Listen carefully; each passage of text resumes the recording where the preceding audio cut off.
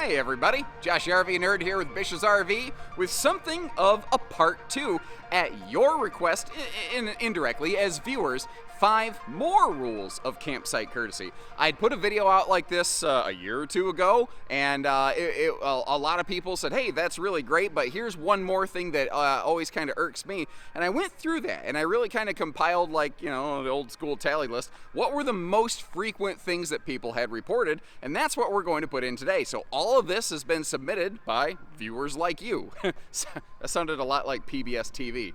And the goal of this video is just like before. It's not to shame anybody. It's to help spread awareness, to help educate, to give everybody a more enjoyable camping experience. This is intended to help someone who maybe is getting into camping, or maybe just wasn't aware of some of the many unwritten rules, effectively, of the camping lifestyle. So if you appreciate this video, hit that subscribe button, like our video, and share this in like some of your social media camping communities, and maybe, just maybe, together we can make camping a little bit better place for everybody. Now, these are all in no particular order, but by far and away the most frequent thing I saw reported in the comment section off that first video was basically, please maintain control of your animals, specifically dogs. A lot of dog related comments. Actually, you're going to see some of that reflected here in this video today. I'm a dog person. A lot of us love dogs. A lot of us have pets. From the time I was a little kid, we had a pet in the house, to now that I'm the adult. Oh, that sounds wrong to say out loud. I'm a Toys R Us kid. I don't know about all that. But the fact is, we have a dog in my house now. We've always had one or two, always. And, that's great. But, again, not everybody wants to meet your dog. And, frankly, you don't know how two dogs are going to interact with one another until they meet. You get two dogs who both think they're an alpha. You get a dog who comes to visit unannounced, unrequested, on a campsite with another dog that is maybe somewhat protective, guardian-style dog. And, you might end up in a situation right there where now you've got two sets of folks at a campground who both think the other's terrible. And, maybe the park management people have to get involved. Maybe the local authorities have to get involved. And at that point, everybody loses, although the neighbors do enjoy a little bit of a free show, but that's not the Jerry Springer weekend, thing that everybody's looking for. So, please keep your dogs either with you on a leash or on a campsite was a major recurring trend that I saw resonating through the comment section. Now, on a very related note, but again, I saw this specifically reported in the comments a bunch of times. Please clean up after your pets. I think that generally speaking, if you do have good control of your animal, you're probably going to be there, you're going to be responsible, you're going to clean up after your animal. And that's no different than like if you're taking a walk through a public park or in a campground. There's other people, and there's kids that might be running around, potentially barefoot or whatever. I will also say something that I've seen is I don't feel the little grassy patch behind where your camper's parked constitutes like a proper dog walk area that doesn't need to be cleaned up or picked up. People walk all the way around their RVs. The kids walk all the way around the RVs in those campsites. And that, again, is just a basic, dog ownership responsibility, mutual community courtesy kind of thing. And one last thing related to animals, specifically dogs, is, basically, don't let your dog just sit there and scream and bark their head off constantly at anything and everything. There's all kinds of other people around. If you were trying to get away and take a little bit of a vacation, imagine someone just constantly was knocking on the wall or the door of your camper.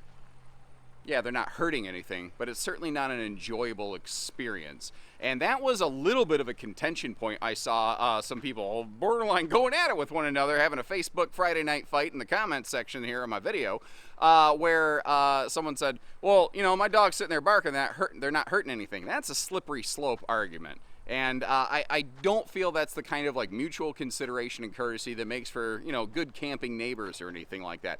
And that one resonates with me. It's literally pretty much the reason I can't take my dog camping. When we first got our dog, I borderline named him Veal because my wife carried him for the first 6 months of his life. I wasn't sure his little legs were going to gain the strength to walk, and thankfully he did just fine. But he just became super, super imprinted and bonded to our family, especially my wife. She is his special human. And the thing there is his breed is very, has a high propensity of developing separation anxiety anyway. And because we never properly trained our dog, we spoiled him rotten, we now have a dog that barks first and asks questions later, even if we're home and if we're not home or whatever. And I don't think it's right to subject my neighbors to that. So anytime my family takes an extended vacation, whether it's RVing or if we're just going hoteling or whatever the case may be, we need to find somebody to watch our dog because it's not right. Frankly, not only to put the neighbors through that, but I don't want to put my dog through that. That's like a stressful situation for the dog too. So be cool to your dog, be cool to your neighbors, and if they are Barky Bark and the Fluffy Bunch, maybe see if somebody could dog sit them for the weekend. Another thing, I don't know that everyone necessarily realizes they're necessarily doing. Yep, okay, whatever, we're rolling with it. I'm an idiot. Go a little slow when cruising through the campgrounds. You know, those 5-10 mile an hour speed limits, they feel super, super annoying. But the thing is, like, there's families running around. Again, we sometimes have dogs running around, things like that. And it's not like a major highway. It's not like a parking lot like Walmart, you know, where you tell your kids, hey, you know, look for traffic because this is like the wild, wild west. It's a campground. Everything's a little slower, a little more still. Everything's not moving quite as fast here. And people just don't necessarily think, they're not in the environment where they're like, hey, I need to actively watch for fast-moving traffic around here. And, you know, sometimes even, you know, you might, you know, throw clouds of dust or whatever. That's kind of a tertiary thing. But I think the safety aspect of cruise through the campgrounds fairly slowly. I think a general rule of thumb here is go about the speed of a golf cart. Although that does leave the open-ended opportunity there for somebody who has like a really, really fast golf cart. I think you know what I'm saying, right? Now, number 5 on today's, wait a minute.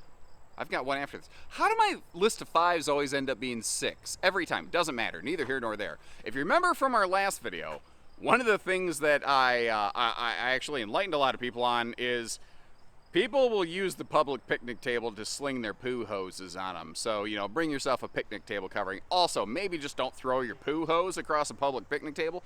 But in a similar thing here, perhaps this should have been point number 2. Although that was actually clean up after your pet. So I guess we did have a number 2 for number 2. Neither here nor there. I task failed successfully. Okay, what I'm getting at is, if you're like at a park where there's like the, you know, the consolidated sewer dump station on the way out, which almost every park I've ever seen has something like that, when it's your turn, be ready. Know what you're looking for, know where you're looking for. If you're new at this, this is the area of the camping world that a lot of people get really spooky nervous about. If you're not sure how to do that, ask your neighbor, you know, for guidance. I'm not saying ask them to like get their hands on things and hook up, but ask them to help walk you through it. There's no shame in that. And frankly, they would rather you do it correctly rather than make a mess somewhere. And that's kind of an extension to this point. If you do, I'm getting stalked over here. If you do happen to leave or have a little bit of an accident or an oops or a bad connection or something, clean up after yourself. Hose the place down when you're done. Don't leave a biohazard class 9 mess behind you for the next person to take care of. That's just basic 101 level consideration stuff, I think.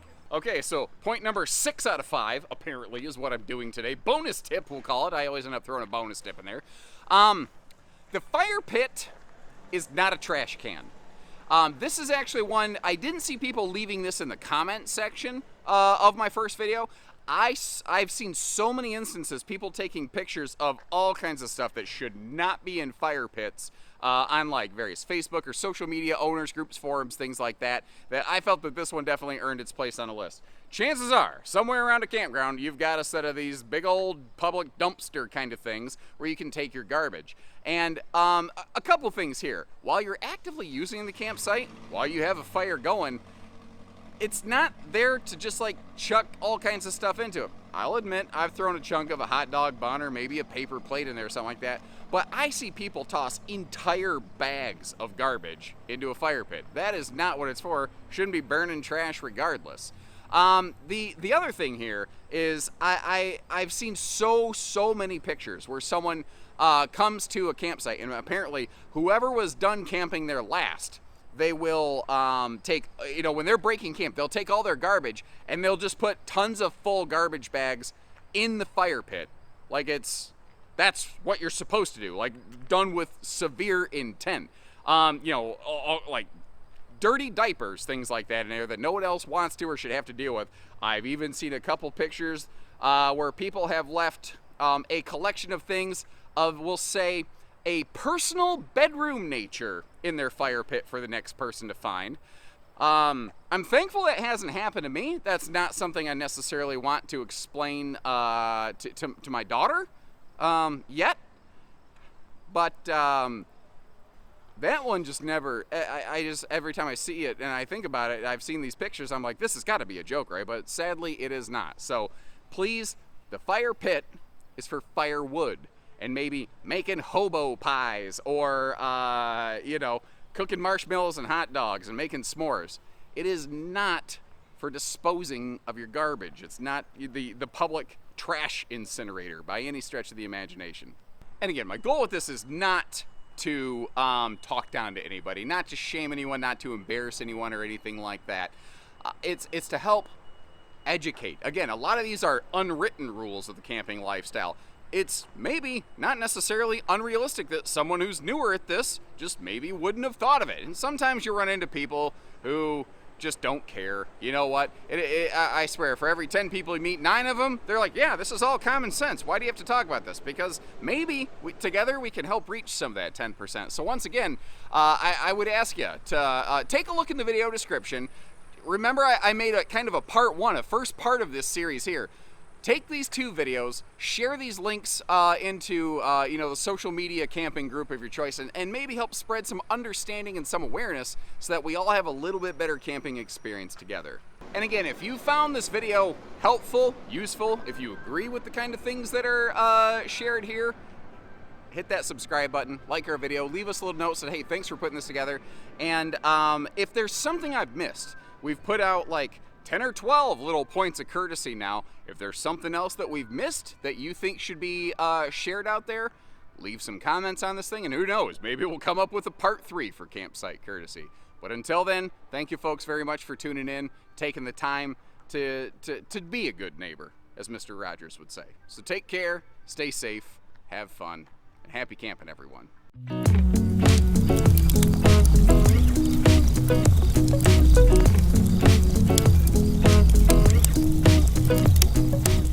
I'm an idiot.